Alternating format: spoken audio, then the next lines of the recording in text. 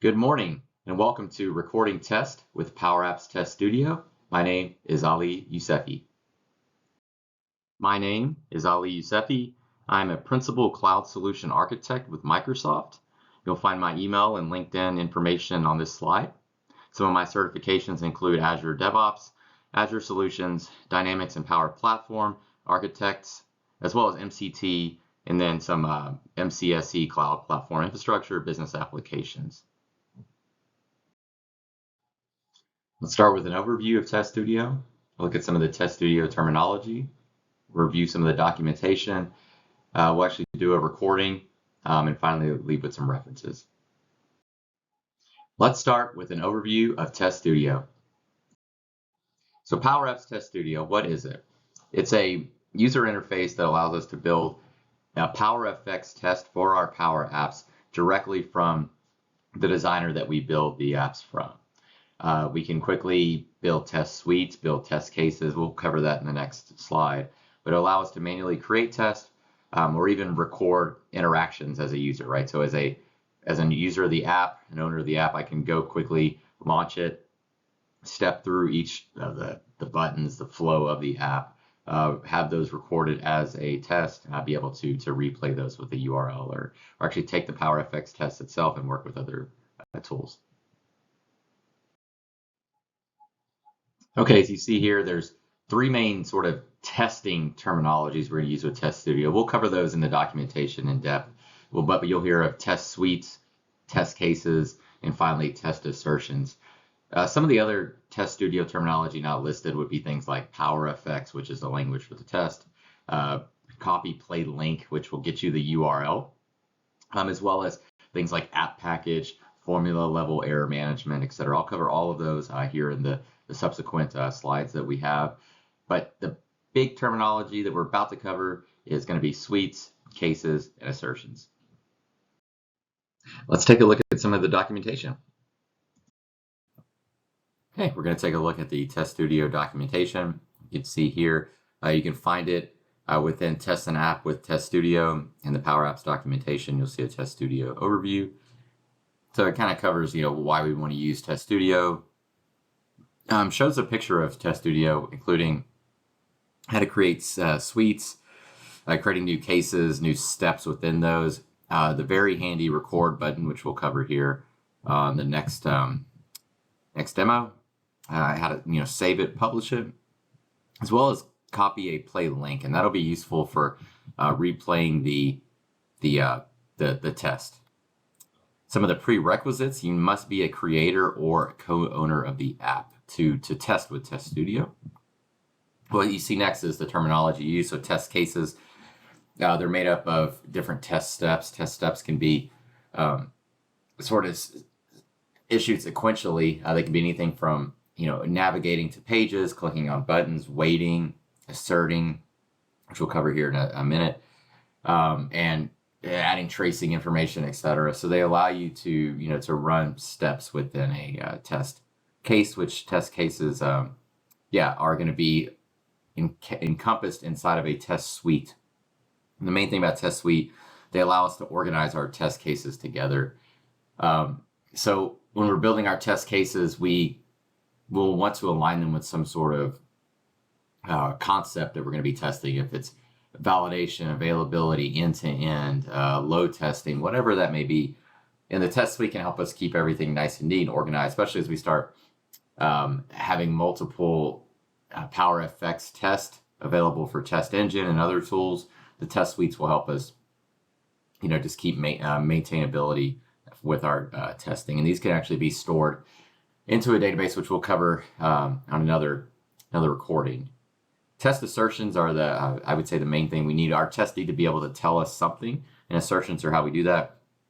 As you can see, every test case should have an expected result.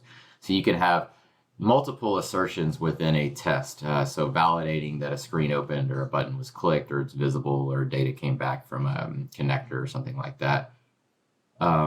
So we want to make sure that we have assertions for every test case that we have. It's not enough just that a test finished successfully, meaning it ran its steps, but did it also have assertions that were successful and so on. And if it didn't, we need a meaningful error message passed back to the test case results so that we can report off of that. You'll see next goes into best practices. So determine which tests should be automated. So repetitive tests are a big one. High impacts, high critical areas of functionality. So making sure an app is up and running, making sure that it opens in a certain amount of time, that buttons render the way they should, and they do what they need to do.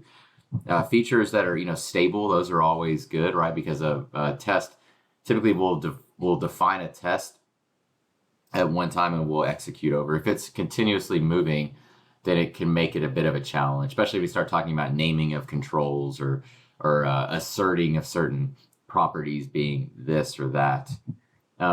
Manual testing is still important. You want to have exploratory testing to understand how things are working, but exploratory testing can be turned into automated testing.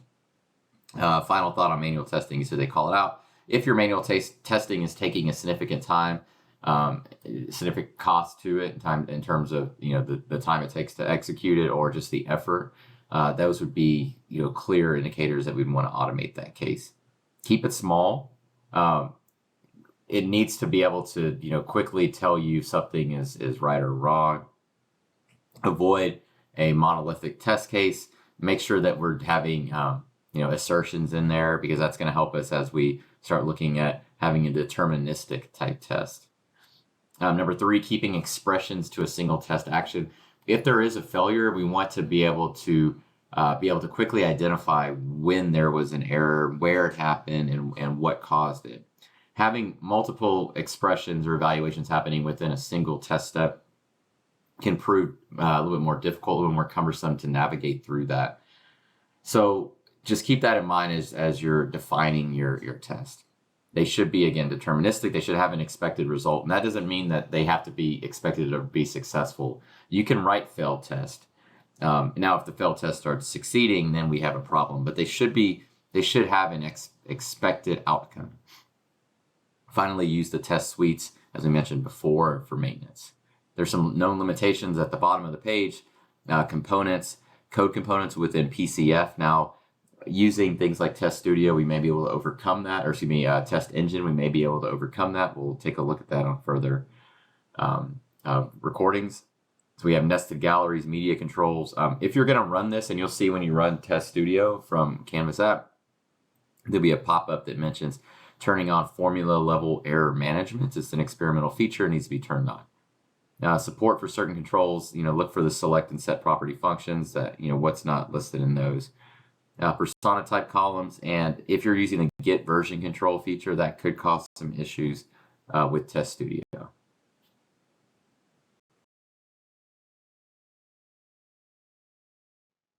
Let's look and see how we can make a recording with Test Studio.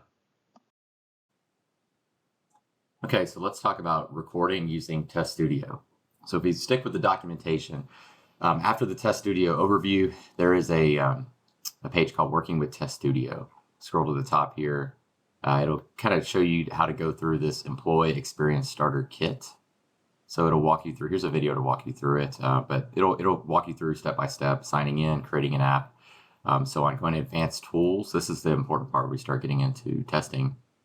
You'll notice here on the left, you have your hamburger, your layers, your components, your media, as well as which you'll see these tools here, which will open up Advanced Tools, which will give you the option to open the Monitor tool, as well as the Test tool, or Test Studio, which is open up in a new browser tab, which is what we're going to cover on this recording here.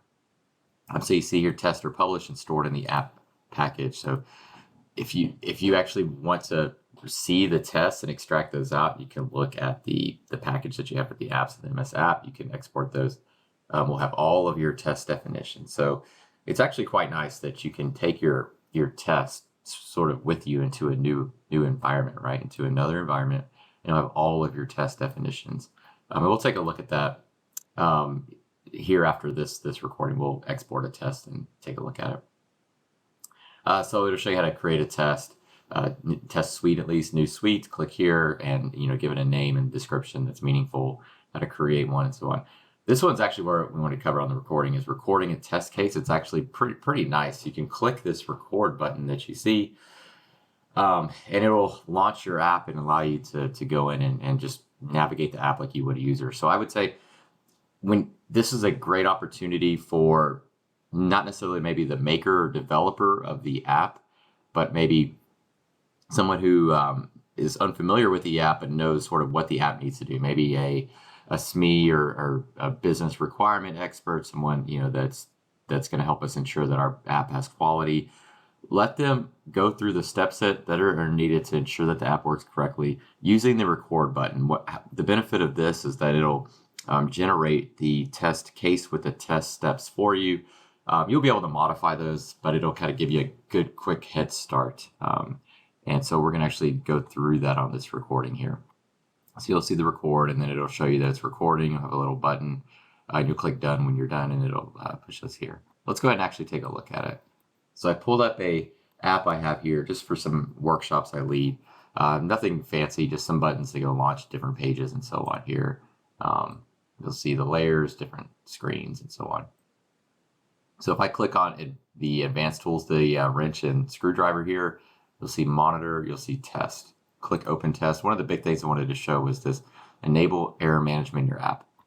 So if you don't have this setting enabled, this formula level error management setting, it may cause your test to work in a unexpected fashion. Remember, as we talked about earlier, when we start building tests, we want them to be deterministic. They should have expectations set upon them, and they need to meet those. So we're actually going to go into the app settings, go into the upcoming features.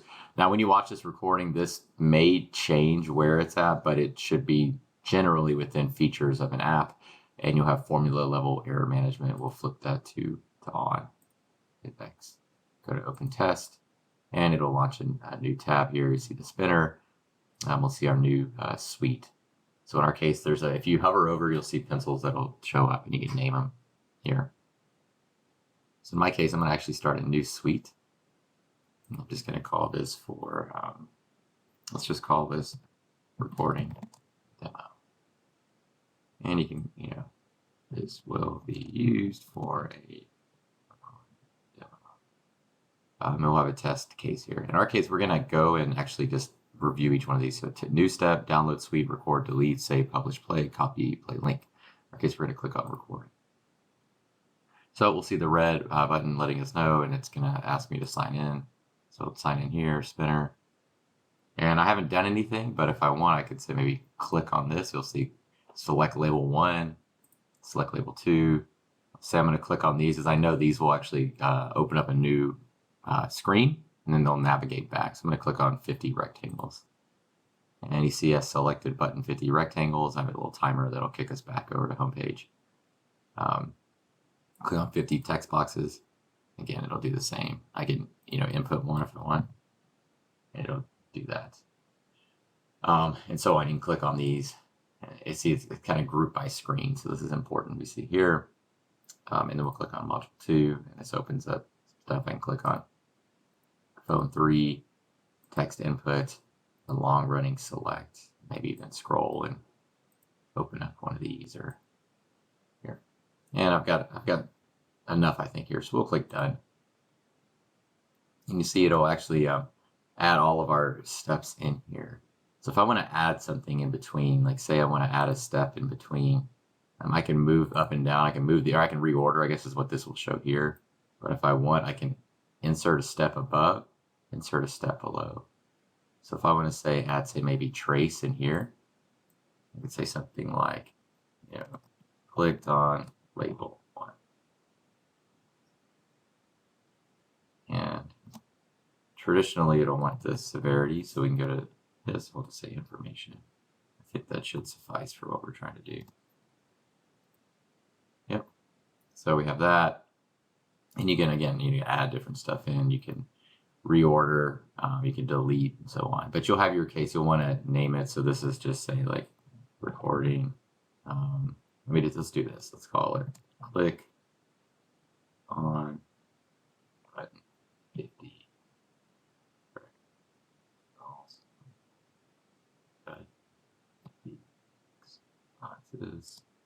And click. What was the last one? Button 3. So we have all that. Save. Then you have to, save it. You publish it. When you're done publishing this, it may take a minute or so. There'll be a copy play link you can click. You can take this as a URL. You can store this and use this play link. So when you're logged in as a co-owner or maker of the app, click on that and it'll actually launch it. This can also be used for this piece of the documentation, automating tests with Azure DevOps Pipeline. We can cover that on a different recording. But you can see here, you could set up with a classic editor as well as the YAML. So this is using the Power Apps test automation one here. I'll just click on it so you can see it. A few contributors here and so on. So this has been published. I can copy this play link. It asks me to publish again. So we'll have that. What you can also do at our point is to download the suite. And this will download the Power Effects test, which we can use for tools such as Test Engine that we've covered before. But this is a demo of recording a Power App Canvas app test and being able to store that or replay that when needed. Let's look at references and talk about next steps. Okay, let's wrap with some references. Put my YouTube channel on here, the GitHub repo that has all of the artifacts, the recordings, the sample code, as well as the Power Apps Test Engine source, Power Apps Test Automation source. If you're interested, we can also get the Power Effects source itself, but for now, we'll stick with the actual test tooling. Well, we've made it to the end. I really appreciate you watching this video. I hope it was helpful. Again, my name is Ali Youssefi. I am a cloud solution architect at Microsoft. You have my information on this channel. You have my information at the beginning of this video. I look forward to hearing from you if this was helpful. If you found anything that was maybe off or has changed since I've recorded this, please don't hesitate to leave a comment or reach out to me directly. Thank you. Have a great day.